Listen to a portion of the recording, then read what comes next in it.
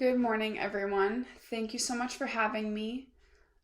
Formally, I am Dr. Hannah Walters, midwife and researcher, but as my friends and my patients know me, my name is Hannah. I am a lifetime Girl Scout, and I grew up in Watkinsville, which is just outside of Athens, Georgia.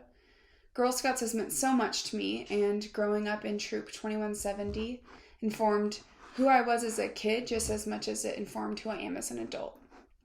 A little bit about me. I grew up as a triplet, so I have an older sister, and then there's three of us, my two brothers and me. I'm blessed to have grown up in a loving house with two built-in best friends to grow up and experience life with. It also instilled in me an interest in pregnancy and birth from a very young age, which we will get to later. I became a Girl Scout when I was 5 years old as a daisy. I grew up in a relatively small town, so most of the kids who went to kindergarten with me also graduated high school with me. Because of this, many of my friends from school were also my friends in Girl Scouts from daisies on. We got to do a lot of fun trips and projects together, including going to Savannah a few times to see the Juliet Lowe house. Lots of camping adventures and a lot of sleepovers. I learned the powerful bond of female friendship, as well as how to do a good turn daily. I remember the first badge that I earned was as a junior was the Eco Action badge, which taught me about environmentalism and got my family started on recycling. The idea that you could learn new skills to improve your life or your community was something I learned young through Girl Scouts, and it truly set the tone for my outlook on life and my career. As an older Girl Scout, I worked on projects within my Athens community, including helping with after-school programs at Head Start and building a community vegetable garden at the Interfaith Hospitality Network.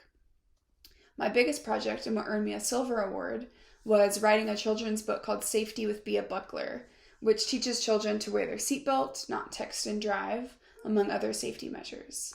So even as a young teenager, I was interested in public health. This project turned into so much more for me because I went to conferences and workshops, and then I even served on the governor's Safe Driving Task Force, which at the time was through Governor Deal, and through that work is how the hands-free law was passed. So learning how to be influential in policy at a young age really got me interested in other ways I could affect change and safety for my community with these same skills. After I graduated high school, I went to the University of Georgia, and then I went to nursing school in Athens, which is part of the Medical College of Georgia, but also still kind of part of UGA, so go dogs. I then worked as a forensic nurse in Athens, and then I started graduate school at Emory University. While in grad school, I worked as a nurse at a women's clinic while studying to earn my master's in nurse midwifery and then my doctorate in nursing practice with a focus on public health. Now I work as a nurse midwife, which is probably the most Girl Scout job you can pick for yourself. I take a lot of pride in my work and how I can show up every day for people around me. I work almost exclusively with other women, helping women during a unique and beautiful time in their lives. I support and honor the sacredness of birth and the power within each birthing person to bring new life into the world.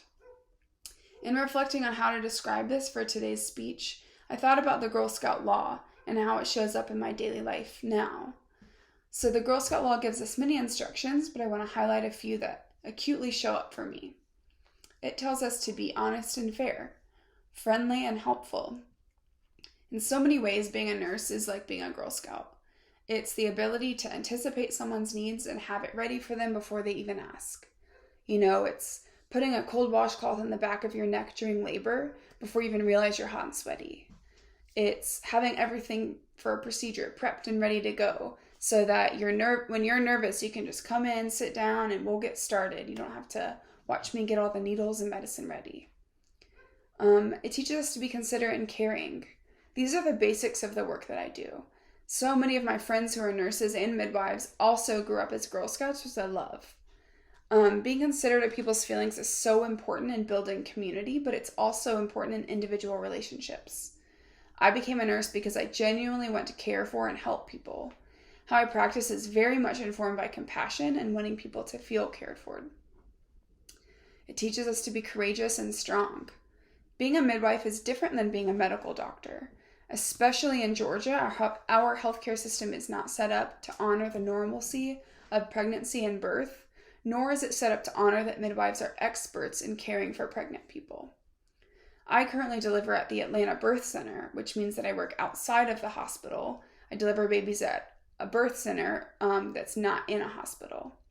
So most of my patients purposefully seek care in an out-of-hospital setting because of the violence and or racism that they've experienced within the medical system. A lot of my job is advocating. Girl Scouts taught me to be courageous against oppressive systems and hold strong in my beliefs that everyone deserves what is right. Being a Girl Scout and a midwife means that I advocate my patients get the quality care, love, and respect from their care team that they deserve. The Girl Scout law also teaches us to be responsible for what I say and do, to respect myself and others, respect authority, and use resources wisely. In healthcare, especially in Georgia, where maternal health outcomes are far worse than in other areas of the country, obstetric providers like midwives must use what we have available. For me, in a career as a nurse and a midwife, I often have to be resourceful to work within a system that doesn't ever seem to have enough. Outside of clinical care, I'm also connecting patients with community resources like WIC and SNAP benefits, social workers, therapists. It also means that I have to be creative in how I work to get things done. A good example right now of how I'm doing that, the organization I work in is a nonprofit. So as much as we're doing for people, we always need more funding to do more, right?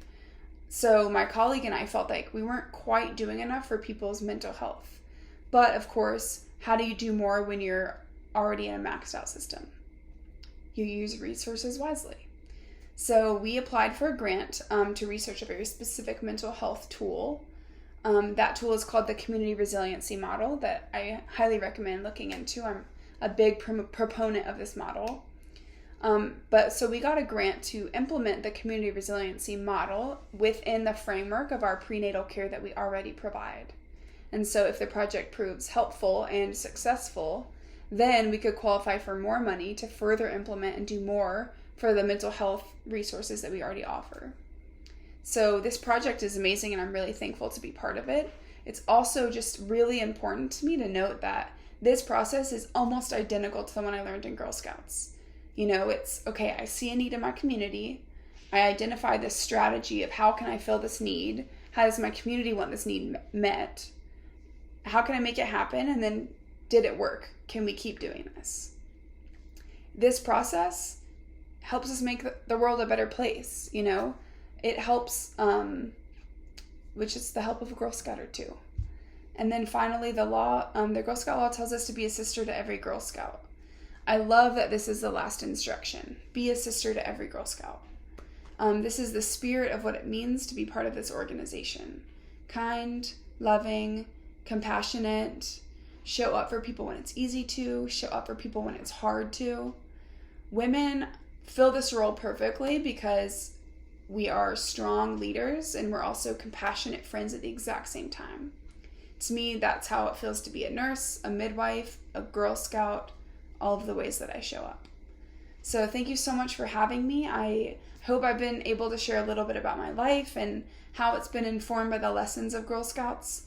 I also, of course, want to send my love to Miss Clementi Holder, who I miss. I think of her often, and thank you to her family and her continuing legacy. So thank you all so much, and I hope that you have a lovely day.